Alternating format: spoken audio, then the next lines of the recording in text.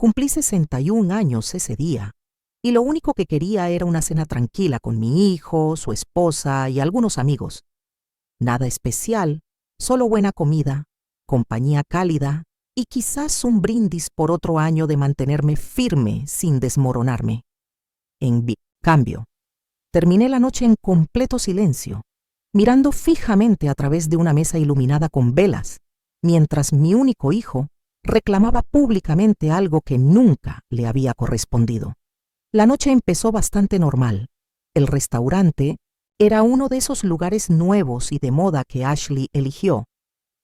Ladrillos vistos con lámparas Edison, camareros que te llamaban jefe. Apenas me había sentado cuando me entregó una bolsa de regalo con papel de seda esponjoso como un pavo real. Dentro había un body estampado de bebé que decía: «La mejor abuela del mundo». Pensamos que ya era hora, dijo, con los ojos muy abiertos y una dulzura impecable, de empezar a planificar la habitación del bebé. «¿Verdad, Daniel?».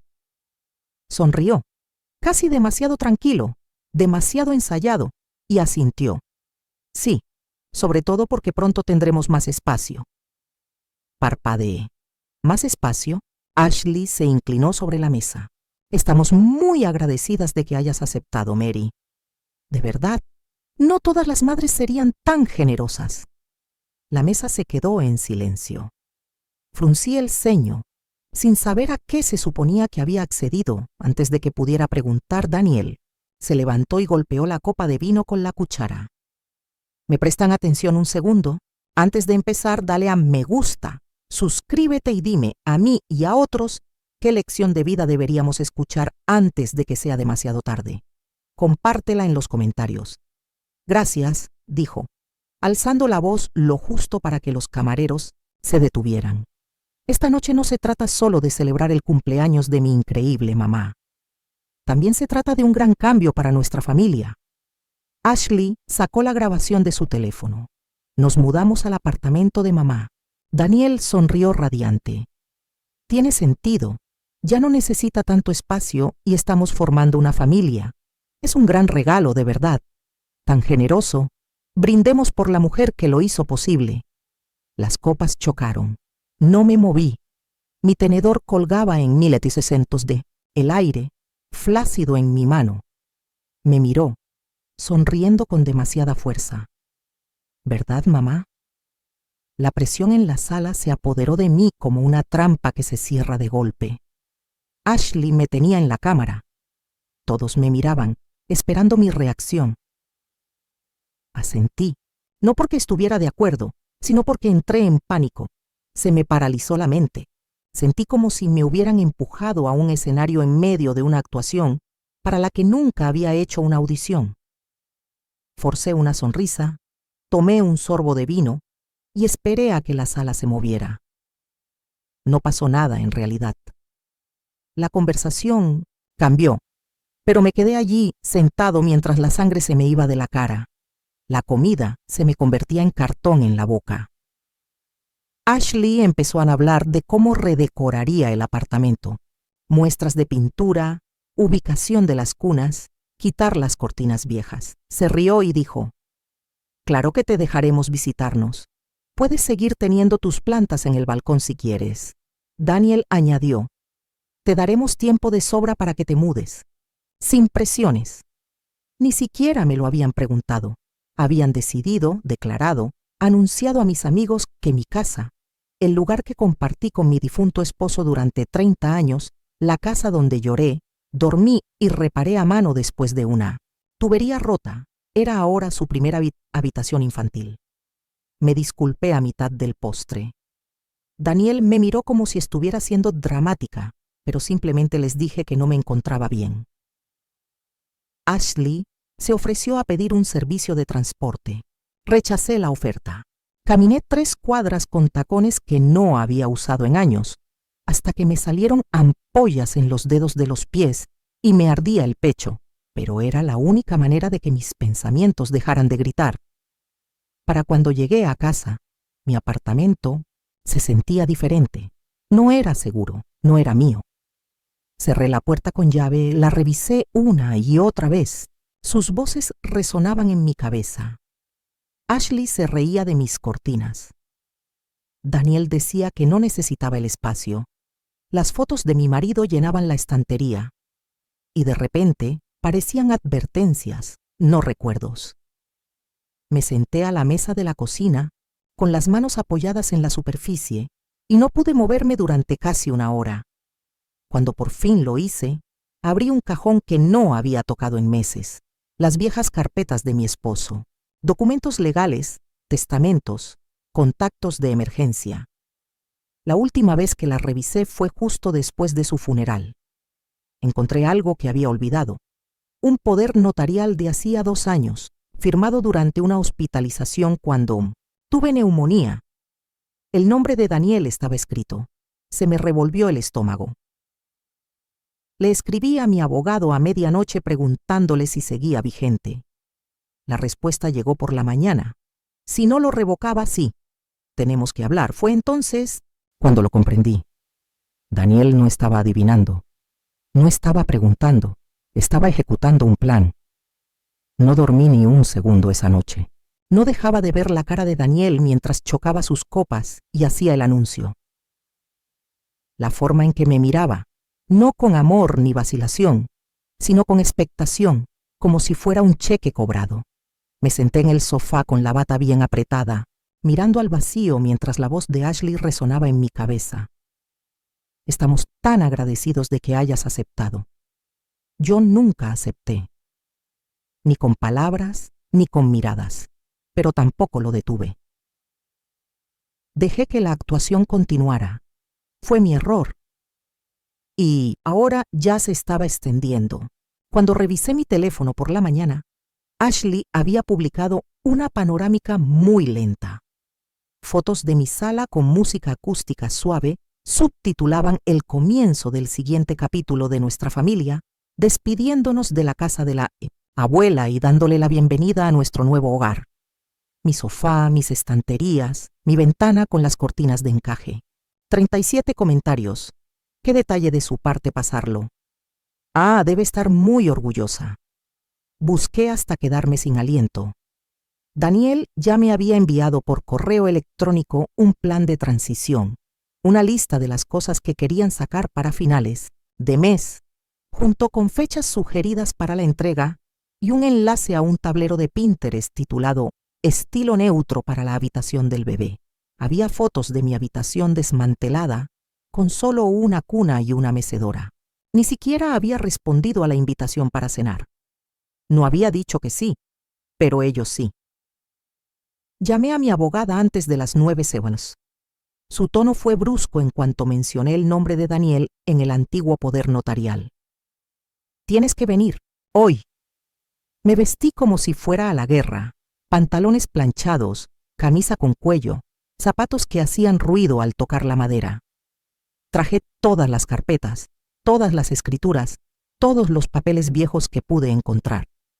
Ella los hojeó todo, con los labios fruncidos.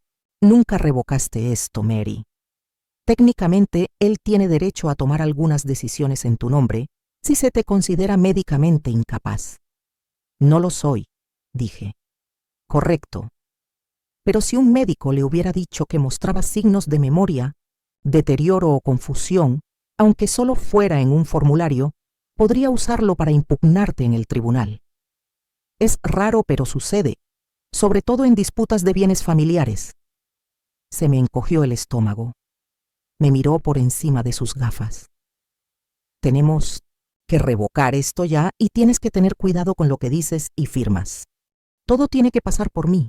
¿Entiendes? Asentí. No me fiaba de mi voz.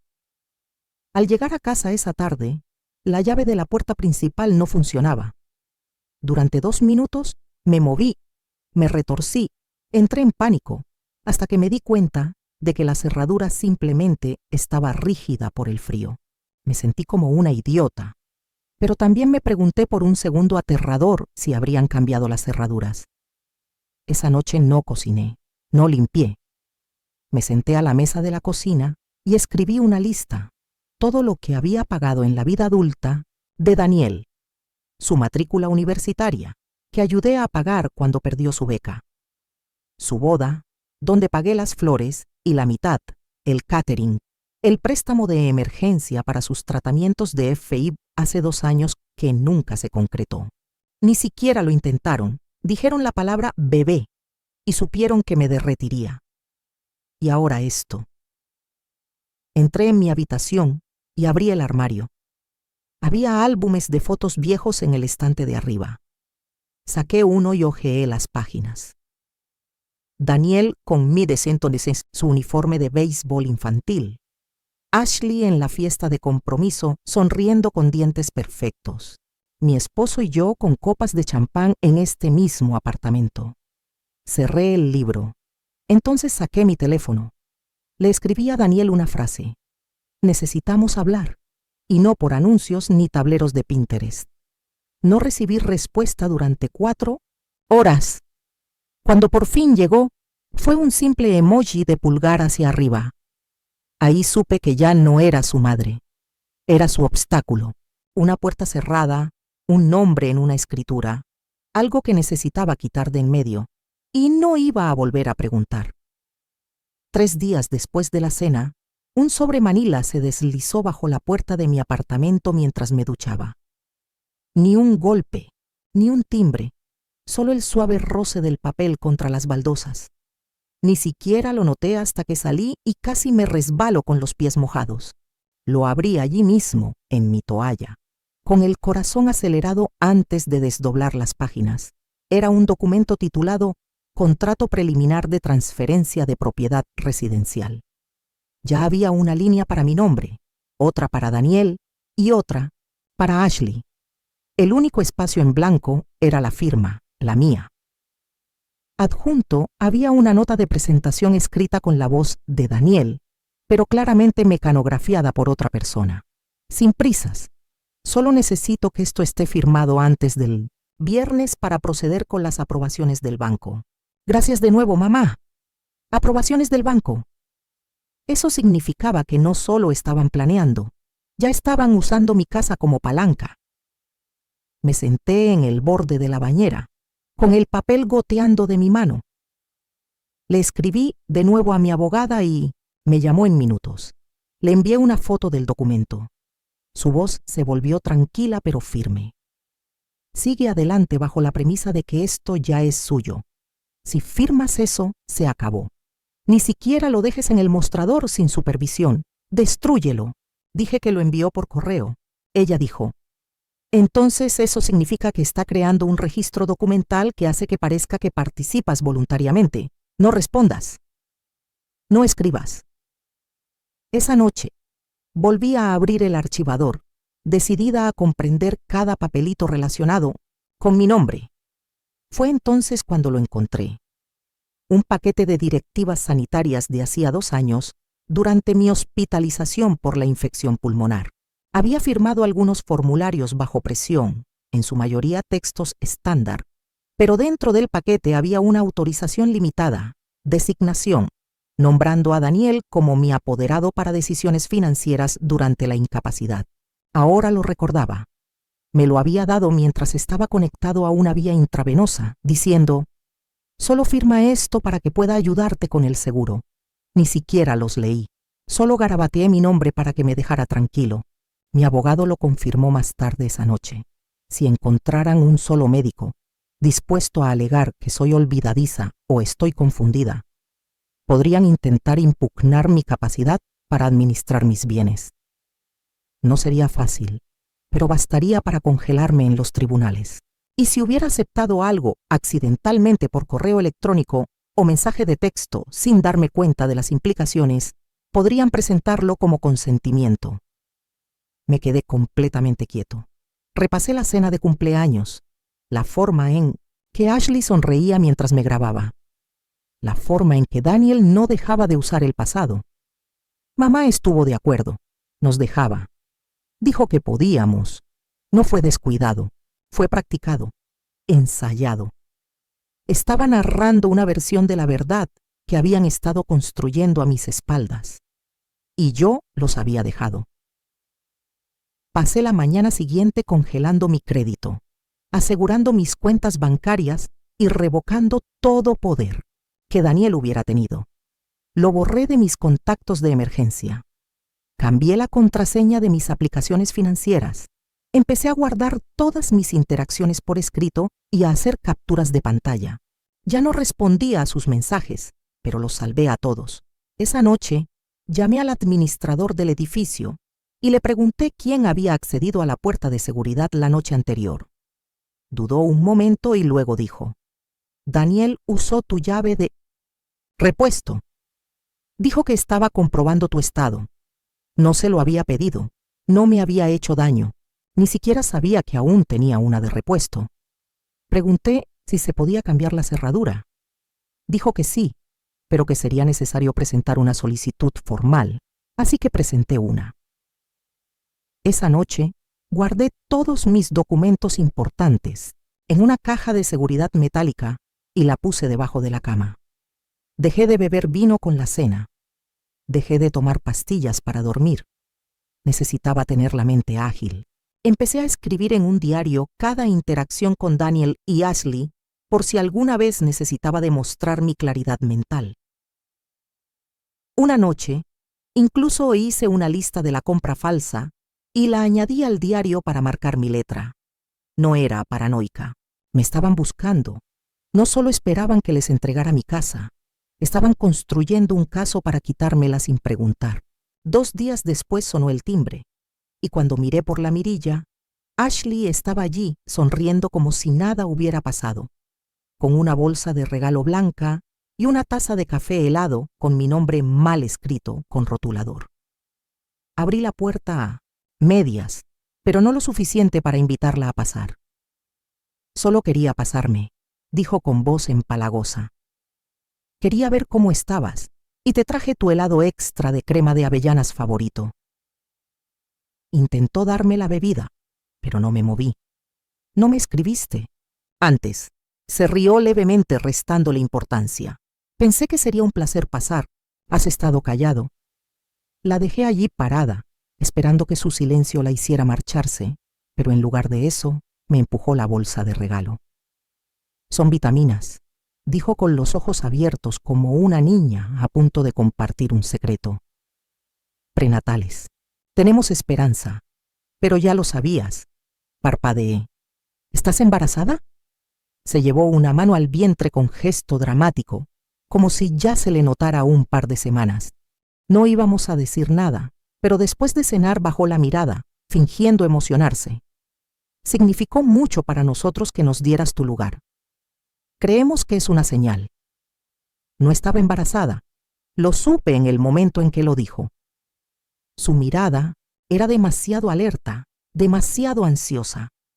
Y más tarde, cuando por fin entró después de que me apartara un segundo, dejó el bolso y fue directa a la cocina, abrió el refrigerador, sacó un agua con gas y se la bebió sin mirar la etiqueta.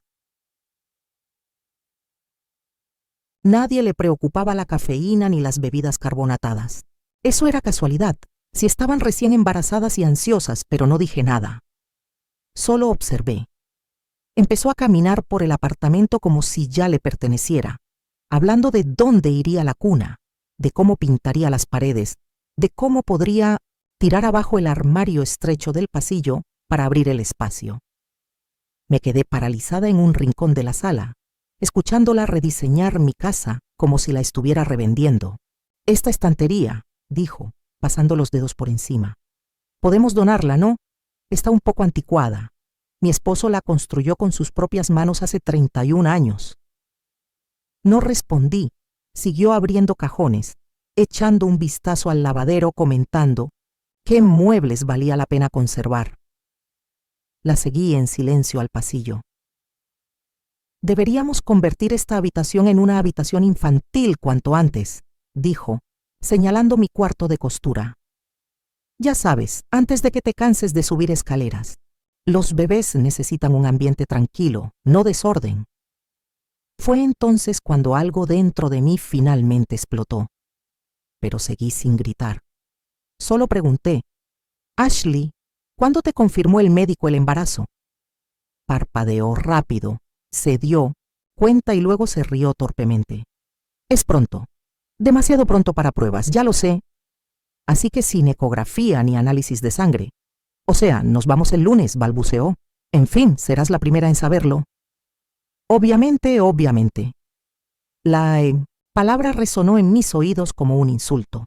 La vi llevar su agua con gas de vuelta a la sala y revisar su teléfono mientras su bolso estaba abierto en la encimera de la cocina. Dentro, vi una carpeta manila. Esperé a que estuviera en el baño. Cuando me asomé, vi copias de los planos, de mi apartamento con la ubicación de los muebles nuevos y una estimación impresa de Zillow de su valor actual. Estaba preparando la propiedad. No se habían mudado. Estaban dándole vueltas a la situación, quizá incluso a otra persona. Tomé una foto de los documentos, devolví la carpeta en silencio y me senté en el sofá antes de que ella saliera. ¿Te quedas a cenar?, pregunté. Pareció sorprendida y luego sonrió. Claro, me encantaría. ¿Llamo a Daniel? Dije, no, solo nosotros. Le serví pasta congelada y vino rancio. La dejé que se pusiera cómoda. Luego la vi irse alrededor de las 8, todavía sonriendo, todavía hablando de paletas de colores y nombres de bebés, completamente inconsciente. Había visto lo que había en su bolso. Cerré la puerta con llave y empujé mi pesada máquina de coser frente a ella. No tenía miedo. Estaba concentrada. Abrí mi teléfono, revisé mis capturas de pantalla y abrí una nueva carpeta llamada Prueba. Esto no era familia, esto era un fraude, y ahora tenía pruebas. A la mañana siguiente, me desperté antes del amanecer y empecé a empacar, no con cajas, sino con información. Llamé a mi vieja amiga Iris, una agente inmobiliaria jubilada que ahora vivía 3 pueblos más allá y se pasaba la mayor parte del día cuidando rosas e ignorando los mensajes de su exmarido. Iris no me preguntó por qué llamaba a las 6:11, solo dijo, háblame. Y así lo hice, le conté todo. Cada paso, desde la cena de cumpleaños hasta el falso embarazo de Ashley, los documentos en el bolso, la historia falsa que estaban difundiendo, como un cuento de hadas familiar. Iris escuchó sin interrumpir y luego dijo, tienes que largarte antes de que se den cuenta de que te has dado cuenta. Se ofreció a ayudarme a anunciar el apartamento discretamente a través de su red de compradores privados. Nada de anuncios públicos, ni fotos en línea, solo el boca a boca entre clientes serios que pagan al contado. Recibirás un poco menos, dijo, pero así evitas que interfieran o impugnen la venta antes del cierre. Acepté de inmediato. Los 3 días siguientes me hice la tonta. Le escribí a Daniel. Respuestas cortas y amables. Me gustaron las nuevas fotos de la habitación de Ashley en Instagram. Una noche publiqué una foto de mi cena. Pastel de carne y puré de papas, con un pie de foto sobre cómo no hay nada mejor que la comida casera. Quería que creyeran que todavía era dulce, todavía tierna. Mientras tanto, reservé una visita para una pequeña propiedad. Encontré a través de Iris una cabaña de 2 habitaciones a 2 estados de distancia, en un pueblo de jubilados junto a un lago donde nadie me conocía y nadie le debía nada a Daniel. Las fotos del anuncio mostraban una cocina anticuada y un patio agrietado, pero no me importó. Era privado, era mío. El vendedor era viudo y buscaba una casa más pequeña, y aceptó venderla al contado si no regateaba. Nos dimos la mano al día siguiente. Mientras Daniel pensaba que estaba viendo programas de cocina, yo estaba coordinando una transferencia bancaria y programando la mudanza de unos muebles que no le había dicho a nadie que me llevaría. Contraté a un hombre de la iglesia, Frank, que tenía una camioneta y no hizo preguntas. Empacó los viejos utensilios de taller de mi esposo, la vajilla antigua y las cajas de fotos del ático, todo en un día. Le dije al portero del edificio que viajaría indefinidamente y que no compartiera nada con mi familia a menos que yo diera permiso. Arqueó las cejas pero asintió. Luego fui a la oficina de arrendamiento y cambié mi contacto de emergencia a Iris. Cambié mi dirección postal a un apartado postal en la nueva ciudad. Empecé a reenviar el correo por USPS con una fecha de inicio aleatoria 2 semanas después, para que no notaran la diferencia. Incluso llamé a la compañía eléctrica y fijé una fecha de corte con el pretexto de que me mudaba con un familiar para mi recuperación médica. La mujer del teléfono me ofreció sus condolencias, pero no las corregí. Todos los días mantuve una expresión neutral y un tono amable. Dejé que Daniel creyera que era débil. Dejé que Ashley creyera que estaba agradecida, pero a sus espaldas estaba desvelando todo su plan. Mayfair. Al cuarto día, Ashley me envió un video por mensaje de texto, sentada en el sofá de mi sala, hablando sobre devolverle la calidez al espacio.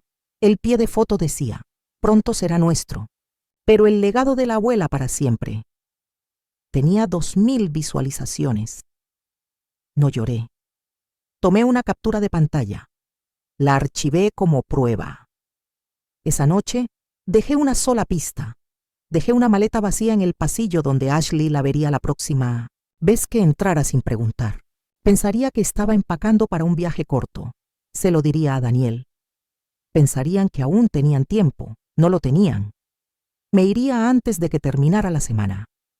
Y para cuando se dieran cuenta, las llaves estarían en manos de otra persona. Y el único rastro que habría dejado sería un archivador cerrado y el aroma a lavanda que jamás podrían quitar de las cortinas. Ocurrió un martes a última hora de la tarde, justo cuando terminaba una llamada con la compañía de títulos de propiedad, confirmando que la venta del apartamento se cerraría en 72 horas, todo en efectivo, sin imprevistos, tal como lo había arreglado Iris. Colgué justo cuando llamaron a la puerta. Fuerte, insistente, nada educado. No respondí. Me quedé en el pasillo, en silencio, escuchando. Volvieron a llamar y luego una voz. Daniels. Mamá, abre la puerta. No me moví. Sabía que había traído su llave. También sabía que había cambiado las cerraduras hacía 2 días. Un detalle que no le había comentado a nadie.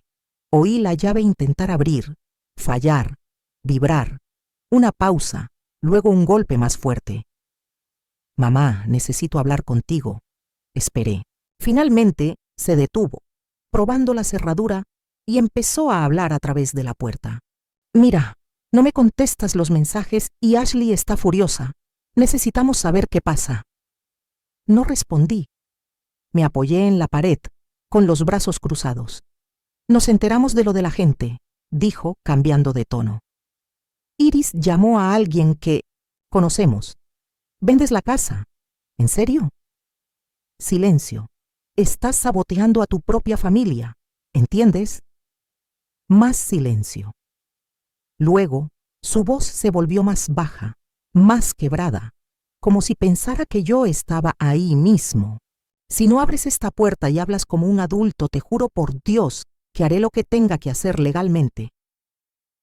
Se fue después de eso, pero dejó algo. Un sobre metido por el marco de la puerta, casi igual al que había recibido antes. Dentro había una notificación formal, mecanografiada e impresa, de una solicitud de revisión de ocupación transitoria, firmada por un asistente legal de una firma que no reconocí, con una sección resaltada que decía, pendiente de una posible solicitud de tutela médica. Tomé el papel, lo puse sobre la mesa y llamé a mi abogada. Contestó antes del segundo timbre. Leí la frase en voz alta. Suspiró. Están intensificando la situación. Intentarán cuestionar tu competencia. No solo están presionando, están construyendo un caso.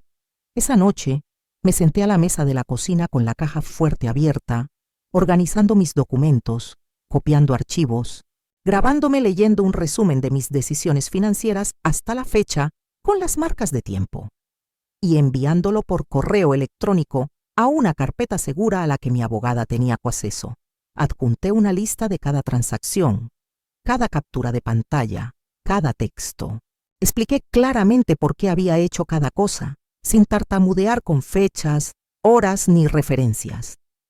Mostré el contrato de compraventa, la oferta de compra de la cabaña, el informe de inspección. Fue agotador, Pero tenía que ser irrefutable. No solo estaba protegiendo mis bienes, sino también mi mente, porque en cuanto alguien dice que eres olvidadizo, la gente deja de prestar atención a lo que realmente recuerdas. Al día siguiente, Ashley apareció sola. Ni siquiera llamó. Se quedó en el pasillo, gritando tan fuerte que los vecinos se asomaron por las persianas. «Estamos intentando que nuestra familia crezca, y tú eres cruel», gritó. «Dijiste que tendríamos un hogar. Dijiste que éramos bienvenidos». Sacó su teléfono y vi la lucecita roja parpadear. Estaba grabando. Abrí la puerta lo justo para que me vieran, pero no para que me oyeran con claridad, y solo dije una palabra: «Vete». Su video lo captó. Solo eso. Ella llorando, yo con cara de frío. Esa noche subió un video a su cuenta titulado «Cuando la familia te traiciona, un embarazo sin hogar». Tenía música, fundidos lentos y más de 4,000 me gusta en cuestión de horas. La gente comentaba: «¿Cómo pudo una madre hacer esto? ¡Qué comportamiento tan repugnante de una boomer acaparadora! No se merece nietos». Hice captura de pantalla de todo. Guardé todas las publicaciones y se lo envié a mi abogado. Al día siguiente, Daniel me envió un mensaje de texto con una sola frase: «Si quieres evitar el juicio, firma el adjunto y nos olvidaremos de todo esto». Era un PDF, un contrato de transferencia de propiedad. Ashley lo había firmado. Daniel también. Mi nombre estaba en blanco. Lo reenvié sin abrirlo. Luego le respondí a Daniel por primera vez en días: «Te atenderé en una semana. No me vuelvas a contactar». Apagué el teléfono. Al atardecer, tenía las maletas hechas, las llaves listas y una nota para los compradores. «Todo aquí es tuyo ahora, excepto el silencio que me llevo». Salí a las 4:35 am, justo antes de que el cielo empezara a cambiar, cuando las calles estaban tranquilas y el único sonido era el de mi maleta, con ruedas cruzando el pavimento agrietado, frente al apartamento en el que había vivido durante 32 años. No miré atrás. Iris me recibió 2 pueblos más allá con un café y una sonrisa que decía todo lo que no podía decir en voz alta. La cabaña estaba a 4 horas de distancia, escondida junto a un lago, rodeada de árboles y silencio. Y cuando llegué, no deshice las maletas enseguida. Simplemente me quedé en la cocina vacía y exhalé tan profundamente que sentí que llevaba meses conteniendo la respiración. No revisé el teléfono. Sabía lo que me esperaba y tenía razón. Cuando por fin lo encendí 3 días después, tenía 37 llamadas perdidas, 19 mensajes de voz y más de 60 mensajes, la mayoría de Daniel, algunos de Ashley y varios de números que no reconocí, pero fueron los mensajes grupales los que me revolvieron el estómago. Primos, familiares, amigos, incluso mi propia hermana habían sido arrastrados, capturas de pantalla. Ashley les había enviado el video de mí echándola de casa. Daniel había escrito un largo mensaje sobre cómo los abandoné justo cuando su bebé estaba por nacer, cómo les había dado la vuelta a la casa y huido como un cobarde. La mentira del bebé seguía vigente, pero peor aún, la gente se lo creía. No respondí ni un solo mensaje, pero los leí todos, y la decepción fue como un jarro de agua fría. Personas a las que había hospedado en las fiestas, ayudado con las facturas, llamado cuando murieron sus padres, ahora decían cosas como: «Espero que recuperes la cordura». O «La familia debe permanecer unida». Estaba claro que Daniel no solo estaba reescribiendo nuestra historia. Se estaba presentando como la víctima. Pero entonces ocurrió algo inesperado. Mi sobrina Melissa, la que nunca le cayó bien a Ashley, me envió un mensaje privado. «Tía Mary, no me creo nada de esto. ¿Estás bien?». Respondí: «Sí, a salvo», y listo. Me respondió con un emoji de corazón y dijo: «Llámame si alguna vez necesitas refuerzos». No lloré, pero lo sentí. La lealtad silenciosa. Me recordó que no todos se dejaban engañar. Al día siguiente, Mi abogada me llamó para confirmar que la venta se había cerrado. Se transfirieron los fondos y se presentó la escritura. Legalmente, el apartamento ya no era mío ni de Daniels. Le pregunté sobre las amenazas de tutela. Me dijo, no se arriesgarán a presentar la demanda ahora. Los superaste en maniobras y la narrativa social no se sostendrá en el tribunal una vez que mostremos el cronograma real. Pero deberías actualizar tu testamento de inmediato. Ya lo hice hace semanas. Todo ahora fue a un fideicomiso comunitario que apoyaba a mujeres mayores que empezaban de cero. Mi cabaña, mis ahorros, incluso la pequeña póliza de seguro de vida que había tenido todos estos años. A Daniel y Ashley no solo los expulsaron, sino que legalmente les impidieron impugnarlo. Esa noche, envié la copia final a mi abogado por correo electrónico. Me serví un vaso de agua y me senté en el porche de la cabaña, viendo cómo el sol se ponía tras los árboles. Era un lugar tranquilo, no solitario, simplemente limpio, amplio y silencioso. Mi teléfono vibró una última vez antes de apagarlo. Era Daniel, sin saludos ni disculpas, solo que si papá pudiera verte ahora estaría disgustado. No respondí, no hacía falta. Sabía exactamente lo que diría su padre si estuviera vivo. Diría que debería haberlo hecho antes. Todo empezó con un paquete. Sin remitente ni nota, solo un delgado recuadro blanco fuera del ojo. La puerta principal de la cabaña estaba envuelta en papel de seda y cinta como una ofrenda de paz. Dentro había una ecografía enmarcada y una tarjeta que decía, ¿podemos empezar de nuevo? Ahí te dé. La imagen parecía real a primera vista, pero ya la había visto antes. Ashley había publicado la misma ecografía de una app de embarazo hacía meses como marcador de posición para un tablero de visión. Habían impreso una copia, las habían enviado por correo y la habían enmarcado. La dejé en la encimera sin volver a tocarla. 2 días después llegó el correo. Asunto cena. Cuerpo del mensaje. Estaremos en tu zona este fin de semana. Hablemos. Sin presiones, solo familia. No respondí. El sábado por la noche, aparecieron unas luces en el camino de grava alrededor de las 6:40 p.m. Justo cuando el sol se ponía tras la arboleda, vi desde la ventana de la cocina cómo una camioneta plateada se estacionaba al pie del sendero. Salieron vestidos demasiado elegantes para una visita sorpresa. Ashley con tacones, Daniel con su vieja chaqueta y una botella de vino en la mano. No abrí la puerta. Dejé que llamaran. Primero suave, luego más fuerte. «Mamá», llamó Daniel. «Solo queremos hablar. Condujimos hasta aquí». Me quedé dentro con las luces apagadas, con las manos apoyadas en el respaldo de la silla, inmóvil, sin reaccionar. La voz de Ashley se unió a la suya, repentinamente quebrada por una falsa emoción. «Estás dejando fuera a tu nieto», gritó. «¿Es eso lo que quieres?». No respondí. No hacía falta. Se quedaron afuera 22 minutos. Lo cronometré. Finalmente, dejaron la botella de vino en el escalón y se fueron sin decir palabra. La etiqueta decía, perdón, Pinot Noir. La tiré por el desagüe. Esa noche, Daniel envió un último mensaje. «Tú ganas. Espero que haya valido la pena perder a tu familia». No respondí.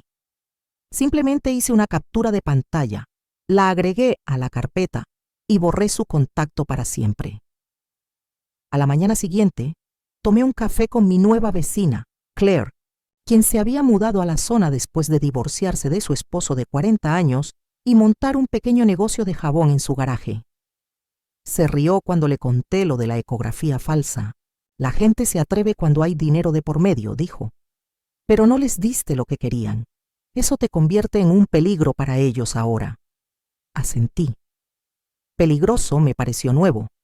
Me pareció correcto. Esa semana compré un nuevo huerto, planté tomillo y menta y me uní a la cooperativa local. Cuando el teléfono volvió a sonar el viernes, era un número que no reconocí. Dejé que saltara el buzón de voz. Entonces me ganó la curiosidad y le di al play. Era Ashley. Hola Mary, soy yo. Sé que las cosas se complicaron y solo quería decir que aún esperamos tener una puerta abierta para el bebé, para el futuro. Por favor, llama. Lo borré porque la única puerta que importaba era la que nunca más podrían cruzar. No fue un asunto dramático, ni una oficina de caoba, ni las exclamaciones de asombro de familiares. Solo una reunión tranquila con un café solo en el escritorio de mi abogado, una nublada mañana de jueves. La firma final selló lo que ya sabía en mi interior. Daniel y Ashley quedaron oficialmente excluidos de todo. Sin cláusula de rescisión, sin una vaga reconsideración, solo un documento vinculante que declaraba que todos mis bienes, desde mi cabaña hasta mis ahorros y el marco de fotos plateado en mi mesita de noche, ahora pertenecían a un fondo comunitario que creé a nombre de mi esposo, dedicado para apoyar a mujeres mayores que escapan del abuso financiero o emocional de sus familias. Mi abogada, Annette, me pasó una copia impresa mientras revisaba cada página. Está hecho, dijo. Si lo impugnan, perderán. El papeleo es inquebrantable. Asentí y tomé la carpeta, sintiendo su peso como una armadura. 2 días después, Melissa llamó. Creo que Daniel lo sabe, dijo. Ha vuelto a publicar esas imágenes con frases pasivo-agresivas. La traición siempre viene de los más cercanos. Y Ashley cambió su biografía de Instagram a solo familia elegida. Me reí, por primera vez en semanas, brevemente y con fuerza. Que citen, dije. Perdieron el derecho a mi nombre cuando intentaron robarlo. Una semana después, recibí una carta de la junta directiva de la organización benéfica confirmando que la cuenta se había abierto bajo el nombre de Fondo de Salida Silenciosa, con mi primer depósito ya asignado. Releí la documentación 2 veces antes de guardarla en el armario junto a mis tés. Esa noche, abrí una botella de agua con gas y me senté afuera, mientras la brisa del lago llegaba, mirando fotos del apartamento que ya no me pertenecía. Una nueva familia se había mudado, joven, sencilla, normal, sin planes para la habitación del bebé, sin manipulaciones, solo sonrisas en una sala limpia, sin filtros. Y al fondo, vi la vieja estantería que construyó mi esposo, aún en pie. No, lo habían derribado. Le habían puesto plantas. Fue como cerrar el capítulo. Mi teléfono volvió a vibrar más tarde esa noche. Un mensaje del antiguo compañero de cuarto de Daniel en la universidad, nada menos. Vi lo que hicieron. Tenías razón al cortarles el contacto. Ojalá mi madre hubiera hecho lo mismo antes de que mi hermana la dejara seca. Respondí con un simple gracias, porque la verdad era que no solo me había protegido. Le había puesto nombre a algo que millones de personas vivieron y de lo que nunca hablaron. Estaba harta de callarme, y mientras ellos se hervían en sus cámaras de resonancia de falsos agravios, yo había reescrito el final que creían tener derecho a escribir. No les di pelea. Les hice silencio, y eso, según estaba aprendiendo, era más fuerte que cualquier grito que pudieran hacer. 6 meses después, estaba en el porche trasero de mi cabaña, descalzo, con las manos envueltas en una taza de té de menta caliente de la jardinera que yo mismo había construido, observando una hilera de pájaros que surcaban el cielo como una cuerda tendida sobre el lago. No había tenido noticias de Daniel ni de Ashley en más de 2 meses, desde que se emitió el último aviso legal que les prohibía contactarme por cualquier asunto de herencia o patrimonio. No impugnaron el testamento. No volvieron a intentarlo. Creo que finalmente comprendieron que me había ido. No solo físicamente, sino por completo. Como si la versión de mí que una vez manipularon hubiera hecho las maletas y desaparecido para siempre. Ahora mis días eran distintos. Mañanas en el jardín, tardes de voluntariado en el centro comunitario, noches aprendiendo a jugar al ajedrez con Claire, quien juraba que tenía un instinto asesino bajo tanta cortesía. Había hecho amigos de verdad, que nunca preguntaban por dinero, que no sonreían solo cuando necesitaban algo. La cabaña se había convertido en algo más que un refugio. Era un reinicio. Volví a cocinar. Me reí a carcajadas. Dormí sin el teléfono aferrado como si fuera un arma. El día antes de mi cumpleaños, recibí una carta de Melissa con una foto de su hija recién nacida y una nota que simplemente decía: si crece y llegas a ser la mitad de fuerte que tú, algo, habré hecho bien. Lo prendí en la nevera con un imán con forma de girasol y lloré con esas lágrimas silenciosas que no hieren, las que enjuagan lo último que queda de algo. Esa noche me senté a la mesa y escribí un cheque para un refugio que ayuda a mujeres mayores a escapar del control financiero. Lo firmé y lo sellé con las palabras: úsalo bien. Salió, mientras el sol se ponía tras los árboles y la brisa se movía suavemente entre las campanillas que había colgado de un viejo gancho de pino. Mi teléfono vibró una vez más, un número desconocido. Ni me inmuté, ni siquiera miré, lo apagué y lo guardé en un cajón. Ya no lo necesitaba porque esta vida que había construido sin público, sin espectáculo, sin nadie aplaudiendo por algo que habían contribuido a romper, finalmente era mía. La cabaña estaba en silencio y yo también. Y por primera vez en años, ese silencio no parecía algo que faltara. Era como paz, permanente, definitiva, justo como lo deseaba, justo lo que iban a tocar de nuevo.